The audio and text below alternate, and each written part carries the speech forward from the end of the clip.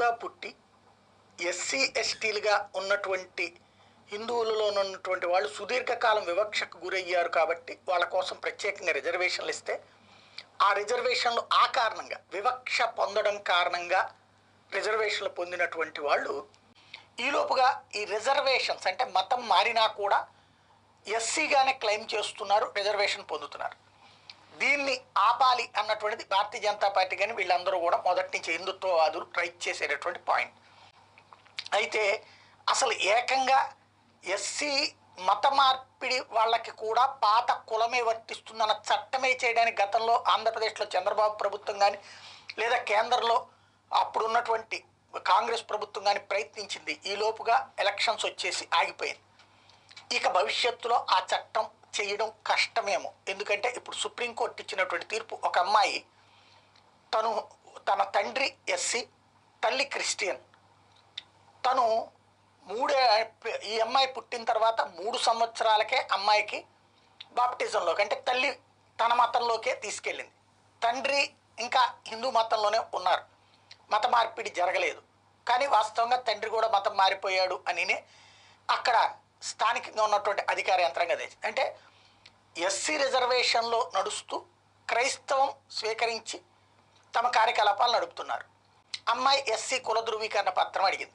మీరు సాధారణంగా కుల ధృవీకరణ పత్రం అప్పుడు అధికారులు వచ్చి వెరిఫై చేయాలి ఇంట్లో. అంటే మామూలుగా అయితే కనుక పుట్టినప్పుడు ఏ కులం వస్తుందో అదే వస్తుంది, కానీ మరేది ఉండదు కదా అంటాం. కానీ ఈ మత మార్పిడుల కారణంగా ఈ జాగ్రత్తలు తీసుకోవాల్సి వచ్చింది. అందులో భాగంగా అమ్మాయి ఇంటి దగ్గర వెరిఫై చేస్తే వాళ్ళందరూ చర్చికి వెళ్తారు, క్రిస్టియానిటీలో ఉన్నారు అన్నటువంటి విషయం తెలియదు. అదే కారణంగా వాళ్ళు ఆ సర్టిఫికెట్ని తిరస్కరించారు, ఎస్సీ కుల ధృవీకరణ పత్రం ఇవ్వలేదు. దాంతో అమ్మాయి హైకోర్టు ఆశ్రయించింది.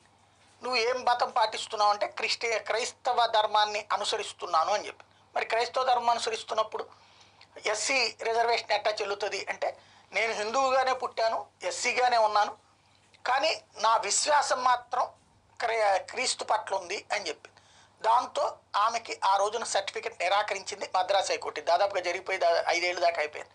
దాని మీద అబ్బాయి సుప్రీంకోర్టుకు వెళ్ళింది. వెళ్ళినప్పుడు నువ్వు ఏ మత ప్రకారం అంటే నువ్వు రిజర్వేషన్ పొందినప్పుడు ఏ మతంలో అయితే రిజర్వేషన్ కోరుతున్నావో ఆ మతంలోనే ఉండాలి, కానీ వేరే మతంలో ఉండి రిజర్వేషన్ల కోసం ఈ మతంలో ఉన్నట్టు ఎలా చెప్తావు? నువ్వు క్రైస్తవ ధర్మాన్ని పాటిస్తున్నానని సిన్సియర్గా చెప్తున్నావు, కాకపోతే అది పాటిస్తూ మళ్ళీ నేను హిందువుని అంటున్నావు, ఎలా కుదురుతుంది అన్నటువంటిది చెప్తూ సుప్రీంకోర్టు ద్విసభ్య ధర్మాసనం ఆ పిటిషన్ కొట్టేసింది. అంటే 2 సభ్యుల జడ్జిలతో కూడినటువంటి ధర్మాసనం ఇద్దరూ ఏకాభిప్రాయంతోనే కొట్టేశారు. కాబట్టి ఇప్పుడు ఇక ఇట్లాగా మతం మారినటువంటి వాళ్ళకి ఎస్సీ సర్టిఫికెట్ ఇవ్వక్కర్లేదు. నెంబర్ 1, నువ్వు హిందువుగా ఉంటే మాత్రమే ఇది వర్తిస్తుంది. ఎవరైనా ఇట్లా మత మార్పిడులకు గురైనటువంటి వాళ్ళ మీద ఇకపైన దేశవ్యాప్తంగా కంప్లైంట్లు చేస్తే వెరిఫికేషను ఇదంతా నడుస్తుంది. బీజేపీ లేదా బీజేపీ అనుకూల పార్టీలు, బీజేపీతో ఉన్నటువంటి ఎన్డీఏ భాగస్వామ్య పక్షాల్లో ఇదే ప్రాసెస్ నడిచేటటువంటి అవకాశం ఉంది.